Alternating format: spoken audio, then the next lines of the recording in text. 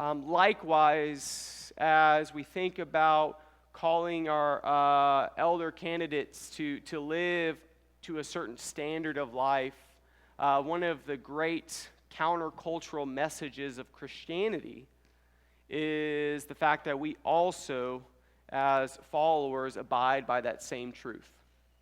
Okay, Titus is done. A few pages early before we'll go to 1 Timothy, so let's read 1 Timothy, and we'll go there.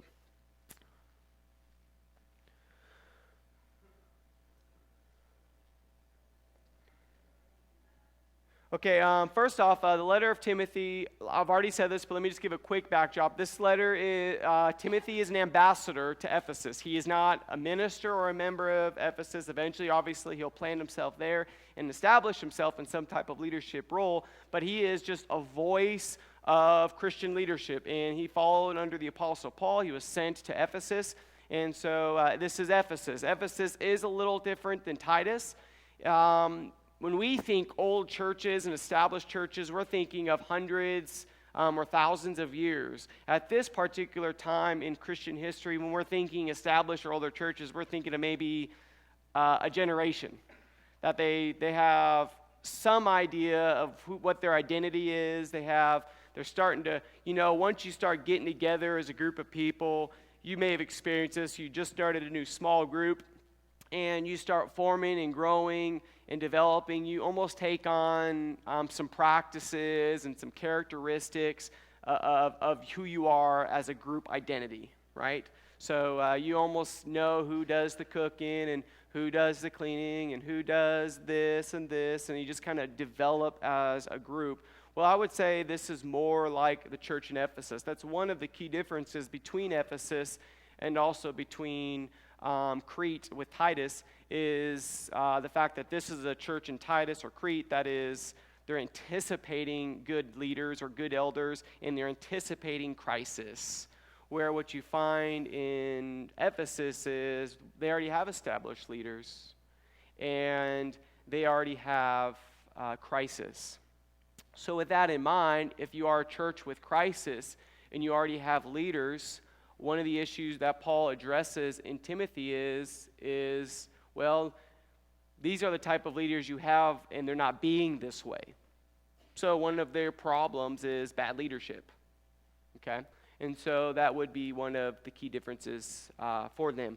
Again, though, there are a lot of similarities on why they might be bad leaders. Again, we're going to see some elements on false teaching, and different things like that. So there is some overlapping as well, and that's probably why when Scripture was kind of put together, that they put these things here together. Okay, so we skip ahead to chapter 3. We're going to skip a bunch because that's where this section on leadership is,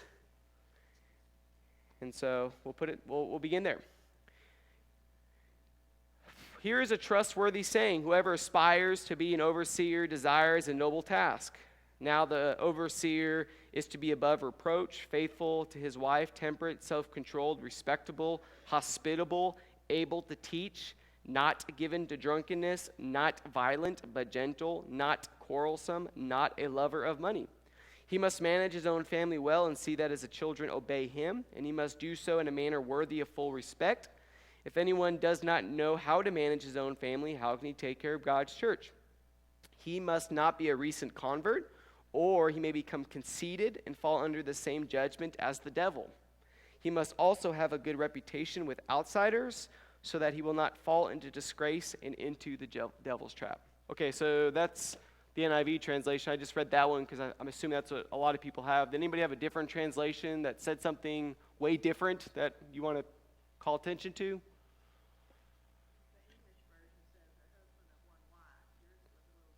Okay, so yours said the husband of one wife.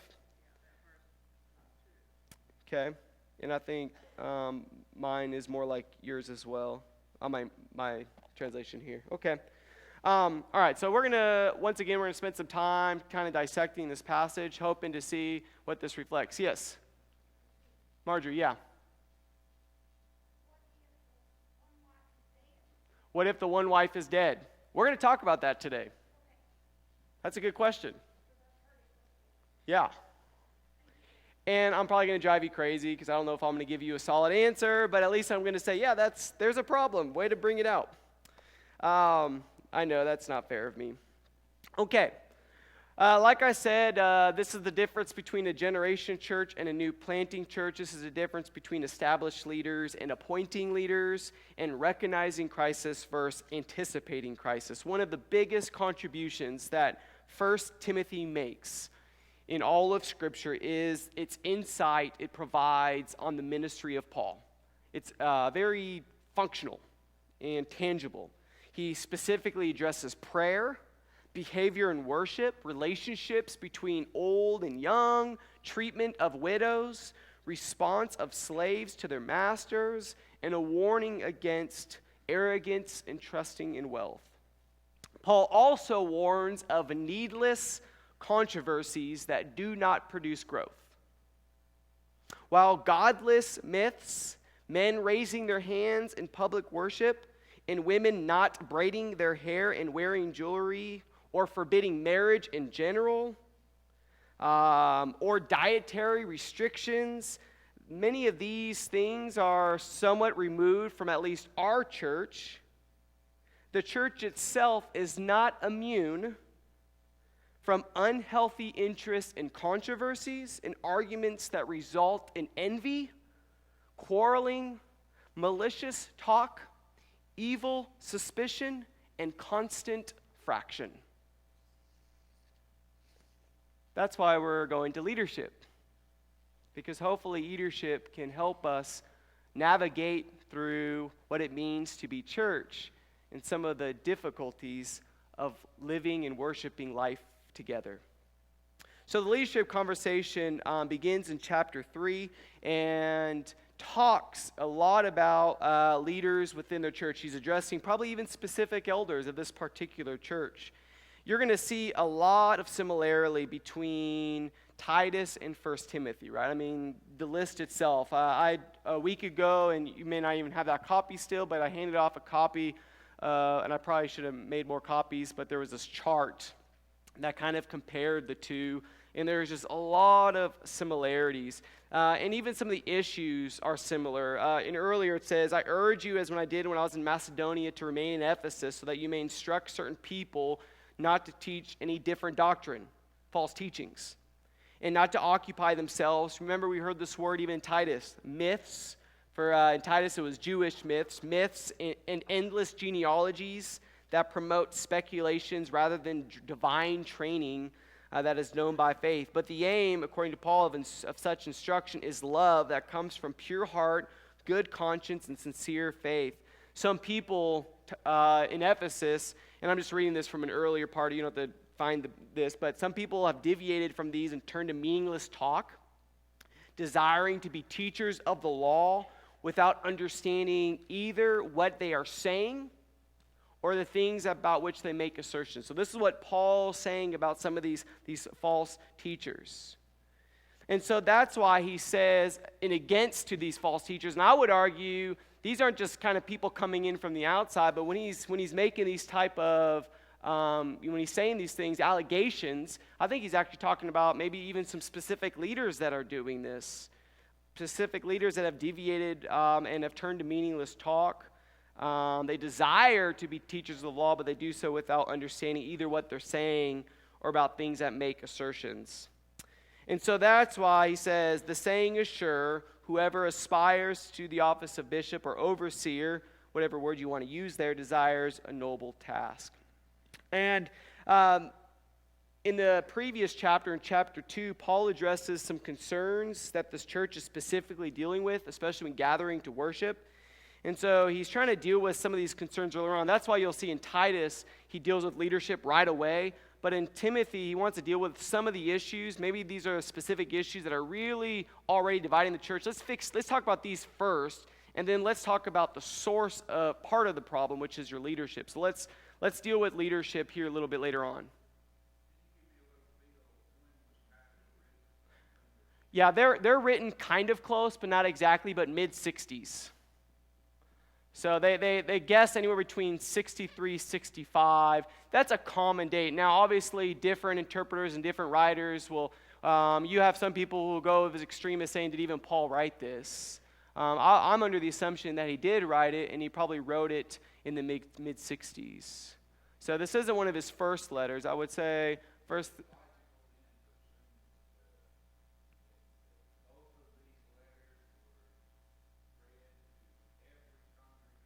I would say that would be illogical, in my opinion. And I brought that up last week. I would say that when Paul wrote to Titus, he wrote to Titus in Crete, thinking, okay, I need to get this out to this island that's really far away. It's like a mission outpost, right? And then if you think about if you just look at a map, and then Ephesus is kind of somewhere else. So by the fact that they kind of come together, I think that's part of the spirit that kind of eventually, brought these letters together. So I don't think Paul had in mind that Paul himself didn't have in mind, though obviously God works in amazing ways. I don't think he had in mind that the Titus church will read 1 Timothy and the 1 Timothy church will read the Titus letter. Is that what you're asking? Do you disagree? I was just wondering if you had a different opinion.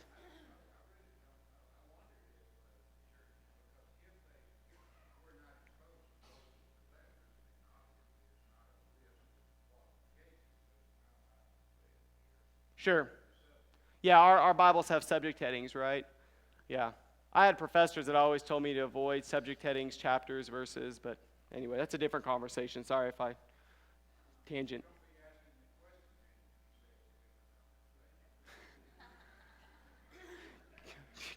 Yeah, touche, yeah, got me. Okay, so I think the genealogy and Jewish myths, I want to say that's where some of those similarities is. So if you think about it, right, especially with the early church, genealogy and myths, or Jewish myths and Titus, reflect, again, there's some speculation here, but it's assumed that possibly there are people going in there that are teaching them about you have to be proselytized as maybe a Jew in order to be saved into Jesus. So if you're a Gentile and uncircumcised, you'd have to be circumcised first. So part of genealogies are a very important piece to the Old Testament, right? I mean, if you think about the Old Testament, and because that asserts where you receive, even Matthew believes in the power of genealogy, right? Because he uses genealogy as a way to assert even Jesus' own credibility as the Messiah. And so, yeah, once again, you might say they're using it in useless way. It's not saying genealogies are bad; it's meaningless or it's useless. So I don't think it's necessarily saying genealogies aren't bad. It's just saying they're using it in a way that's unhealthy. Glendon? Sure, please.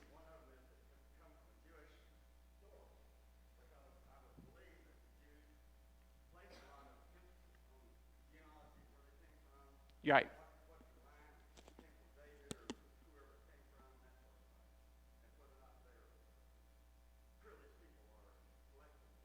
Good.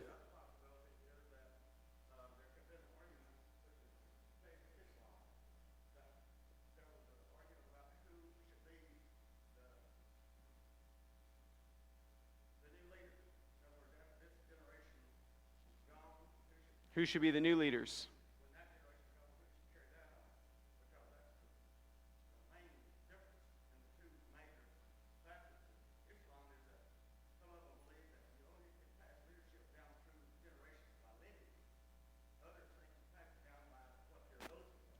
Okay, so Glendon was saying either it could have been Jewish or maybe from another religion or source of religion or something like that, right? So one more question on this, then we got to move on.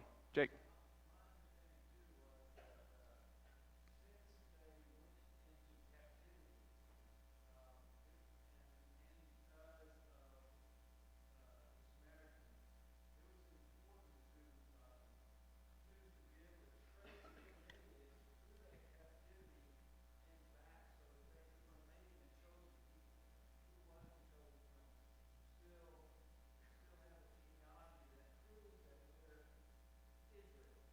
Good.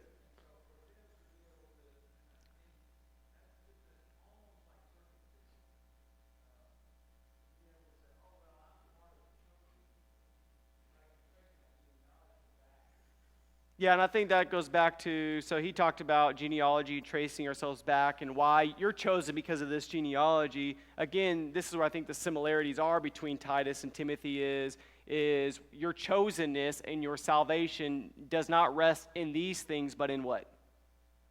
Jesus Christ, right? So that's where we find, not dismissing your important genealogy, or not dismissing, whatever these things are.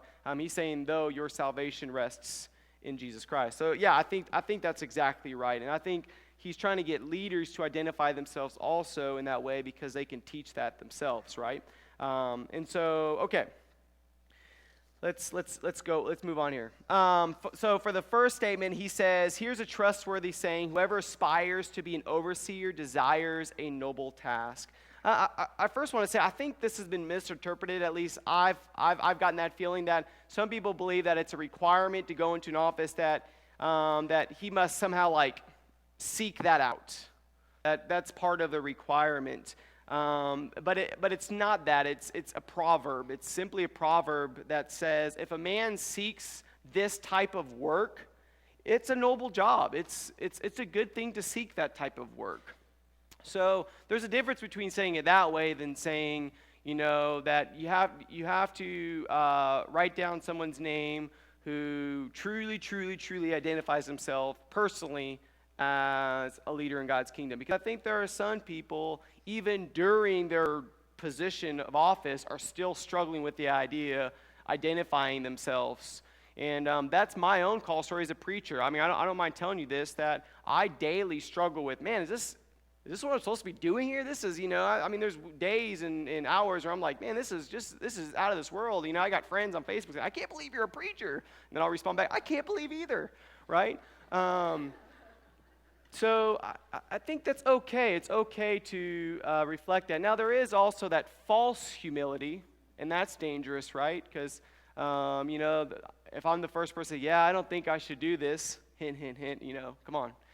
There's also that as well. So there is a level of that. I just think it's trying to be somebody who's more vulnerable to what God is up to. Yeah.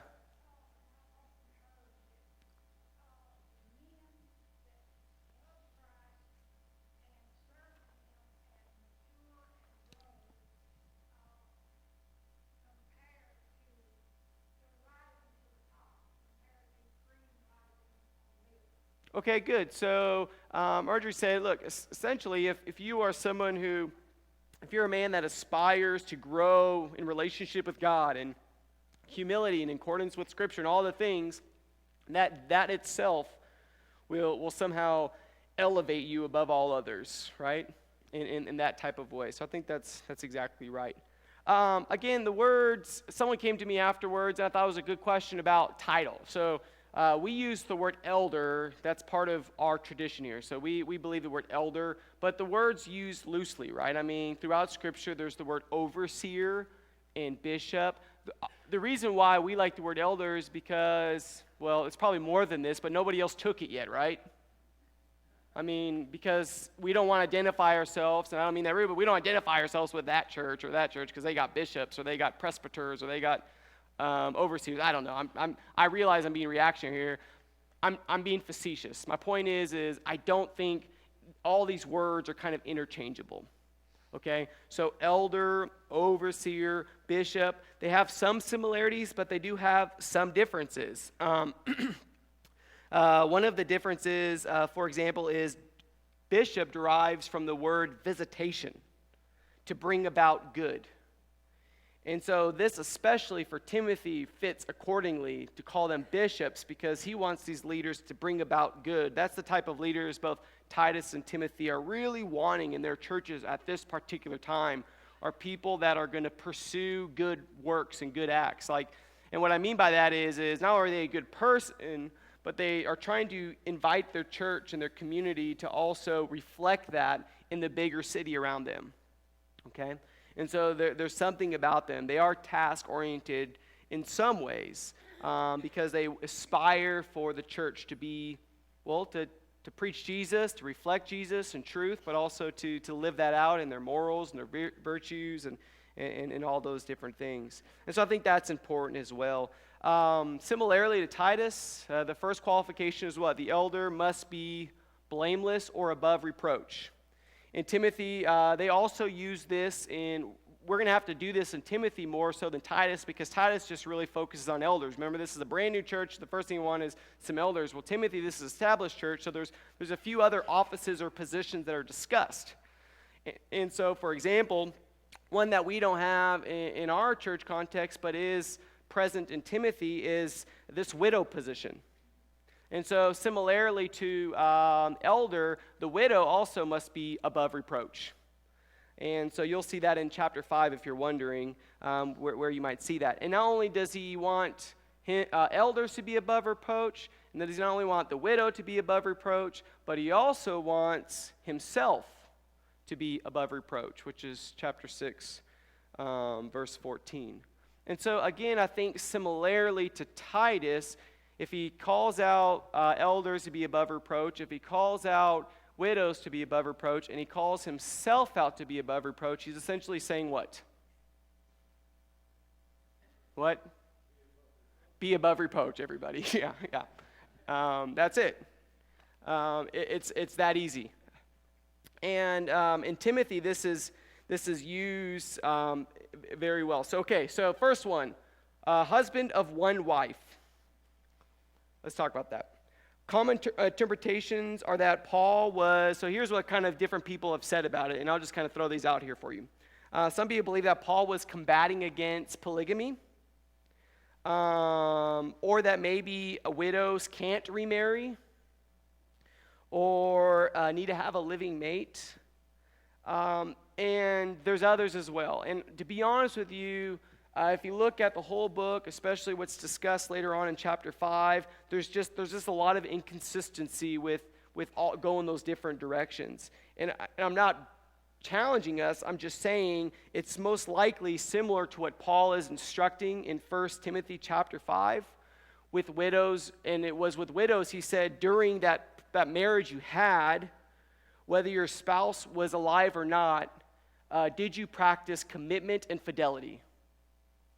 So I think essentially, just like 1 Timothy, what you're going to see for Timothy with Titus is your home is probably the best testing ground with how you are as a leader. And obviously, the person you have the closest relationship with in your home is your spouse. And so depending on how you relate and interact and connect to your wife could also suggest how you might interact and connect and relate to your church. So if you are a liar, if you're abusive, if you're a cheater, any of those things that could suggest infidelity, then obviously that could reflect the type of person you are and the character you are and the qualities you have, which obviously will lead to destructive behaviors and ways of how you handle and lead in a church setting. And obviously that does rule out polygamy as well, right? Since fidelity is with one person. Okay, so that's, I think, where you get husband of one wife. What do you think?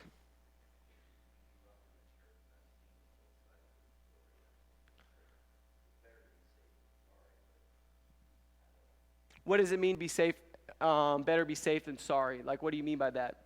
So this is a good question. I want to hear what you have to say. I think people are wondering. He wanted to know about divorce, okay? And he said, I've heard different opinions. Probably not even just two sides. You've probably, like me, have heard a lot of different positions. And you said it's better to be safer than sorry. I think what you're saying is just not to have a divorce at all, right? No matter what. Is that what you mean? Okay, sorry. See, that's why I need clarity. I'm sorry. Okay. So, okay.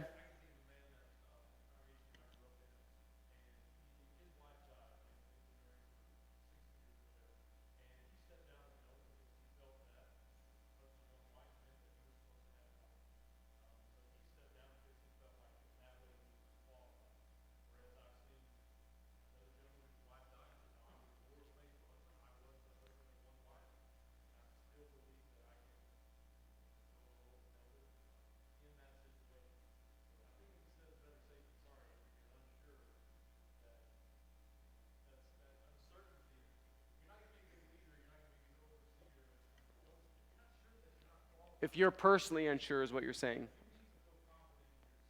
Okay.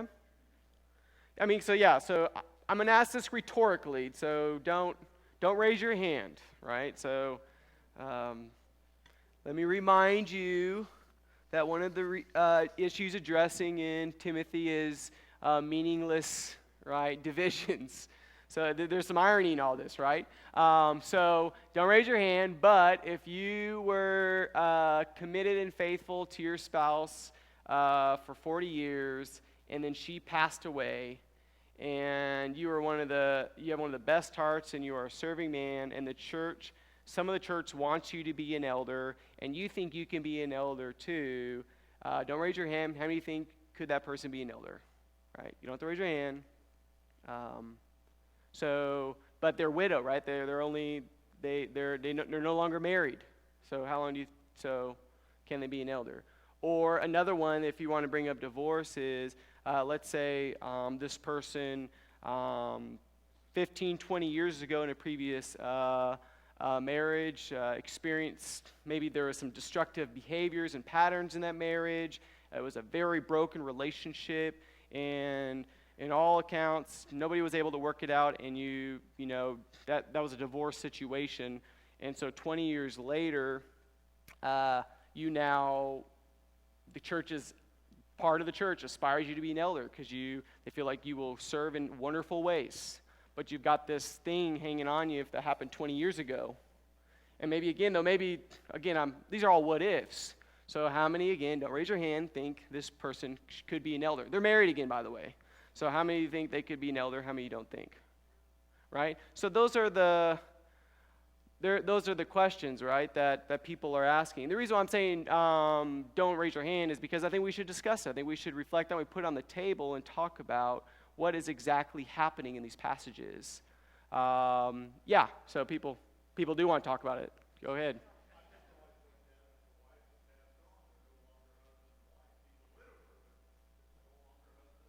So he can't be an elder. Oh, so he could be. Okay. Sure.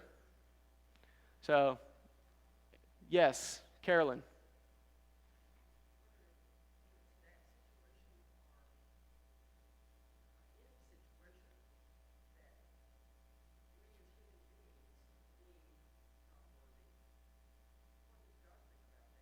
So that's the good.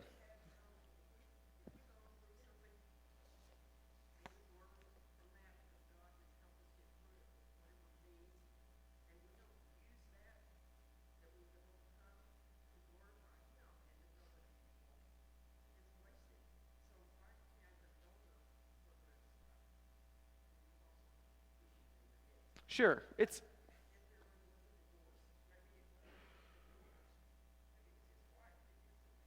good. So recognize we're oversimplifying everything, but I think you call out it's a lot more complicated, and each situation is different. We get that. And so that's why it's important to ask, okay, how is God involved in this? And I got to say, one question I always ask myself, I don't think we ask enough in this particular circumstance is, depending on how we respond as a church, will depend on how we respond to the ministry of that particular event. I mean, for many years, we called into question divorce, and that's fine. I'm just saying that's why in Churches of Christ, we struggle with how to minister to divorced people. I mean, that's just, do you see what I'm saying? The implications of that. And that's not bad or good. It just is what it is. And so it's important how we discuss this and talk about this, because how we raise up our leaders will how we be as a church in general. I think that's part of it. And the other part is what you're saying is, okay, what is God's calling them, right? So that's important too. But we don't want to dismiss what Scripture's saying. We don't want to dismiss the expectations and the qualities and qualifications of somebody. So it's a difficult conversation. Yeah, hold on, Carolyn.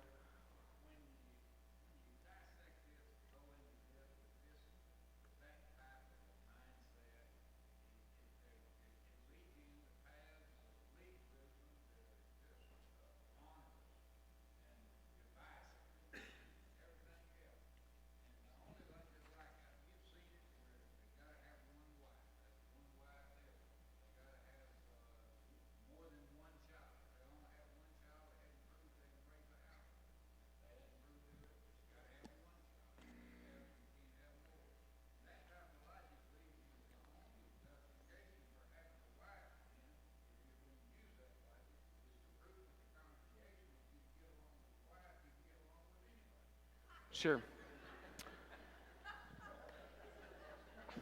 Okay, so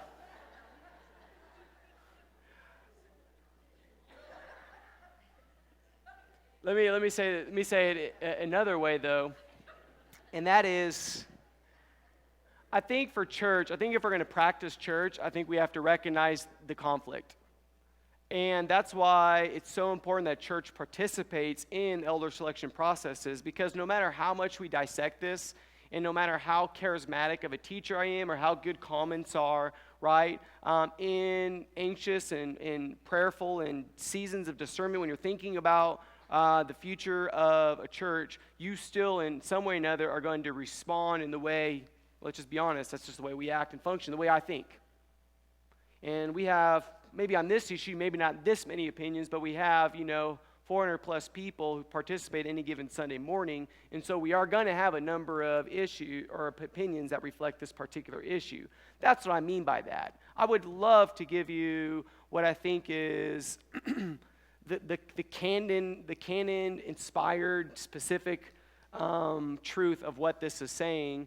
But the point is, even if I did it and it wasn't what you thought, let's just be honest, right, Gerald? You're going to say, well, that's your opinion, right? And I'm not trying to take a cheap way out of this. What I'm trying to do is suggest, raise up the tension, show the complications, and invite conversation, because I think it's in conversation, healthy dialogue, where you actually might be able to find solidarity and truth, right?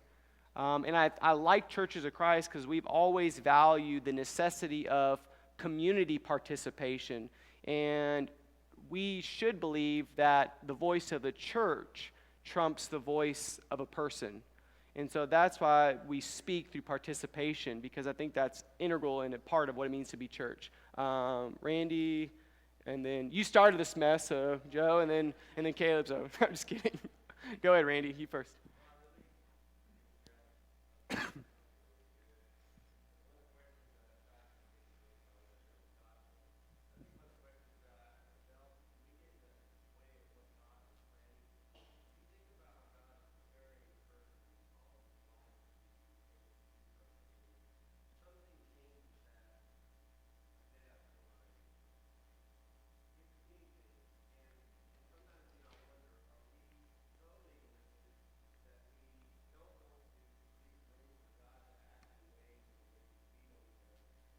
Sure.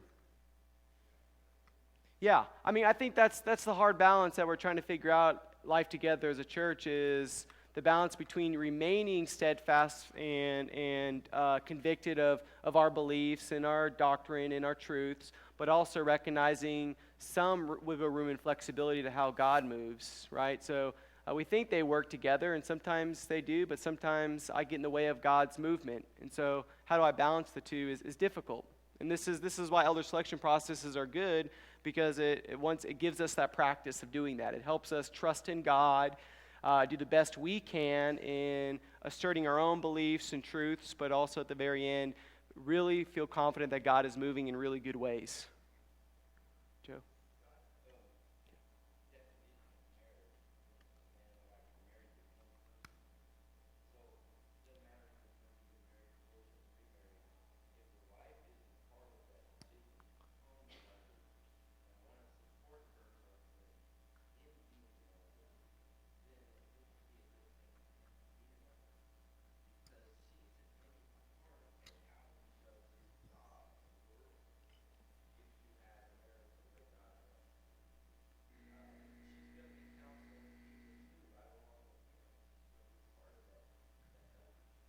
And that's actually the way I would like for us to begin looking at this particular passage, the husband of one wife, is maybe it's not necessarily about, what happened 25 years ago, though that could be part of it. Maybe it's also about their spouse. Maybe their spouse has a big part in their own formation as a leader, meaning, behind every good elder, maybe there's a greater wife or something like that. I don't know. So I think there's some truth to that. And so part of discerning, who's qualified to be an elder is also recognizing the nature of their spouse and if that spouse is supportive of not or not. So that's good. Yeah, I appreciate that, Caleb.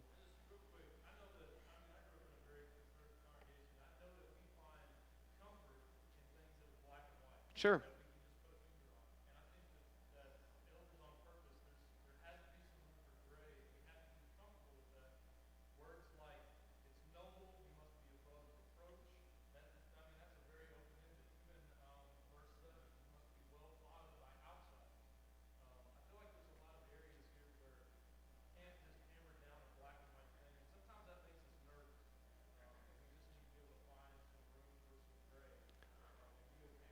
Well, I do think there's black and white, but we just have to. I'm piggyback. I'm not disagreeing with you. We just have to define or think about what is black and what's white, right? What is the black and white? And I think the black and white for me, and this is where it does get great. Black and white for me is this person, are they a follower of Jesus Christ? If they come into leadership position, are they going to not only themselves but aspire the entire church to pursue the likeness and life in Jesus Christ? Is that where they're coming from? Are they going to teach that? Are they going to live that out? Are they people of good works? Do they reflect the fruits of the Spirit of love, joy, peace, patience, kindness, goodness, faithfulness, gentleness, and self-control? Are they hospitable? Are they loving? Are they caring? Does the outside world, not only do we see that, but does the outside world see that? Because of that, there are vices that you can't live by. If you are that person, then you don't drink that much. You don't get the drunkenness. You're not a jerk. You're not this. You're not that. You're not this. Your family looks whole and healthy, and your marriage is on fire. It's a great marriage. So I think it's there. We just have to see it for what it is and how it offers us really great insight on the type of leaders that we want. Becky. Okay. If a man divorced his wife because she burns toast every morning, that's 25 years ago. I don't not believe that God is going to just wash that marriage away in his mind and he can marry again, and that would be his only mind. Sure. Okay, so Becky just wanted to, and this is where we get into some of the complications. Becky wants to say, okay, if somebody 25 years ago divorced their wife because their wife burnt toast, right? First, I would say buy a new toaster, then work on the marriage. But second, though, is I think she's saying if a divorce was just wrong, if it wasn't a healthy divorce, right? Then I think that calls to attention. That invites the church to call that vice out and to work through it. Not because we want to shame that person and throw them down, but because we want them to find redemption in something they might have made a mistake on 25 years ago, right? So it's our response to that person isn't just because they divorced somebody because they burnt toast. Our response to that person should be, look, you had an unhealthy relationship 25 years ago. Maybe it's not yet time for you to be an elder, but this has given us an opportunity, a moment where we can help you find redemption. Can we join you in that journey? Does that see what I'm saying? So it's not just they didn't make it. It's also how can we help that person in the likeness of Jesus Christ. So Sure. Sure.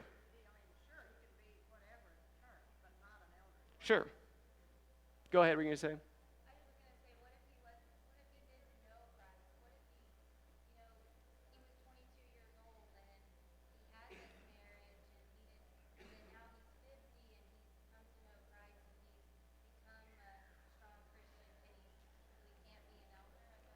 So Marsha brings up the other point. We'll end on this, right? No, you're good. That what if he was not Christian yet? And so this is why it's so delicate. And if he's not a Christian yet, do we hold him to the same level of accountability we hold Christians, right? So here's my answer next week.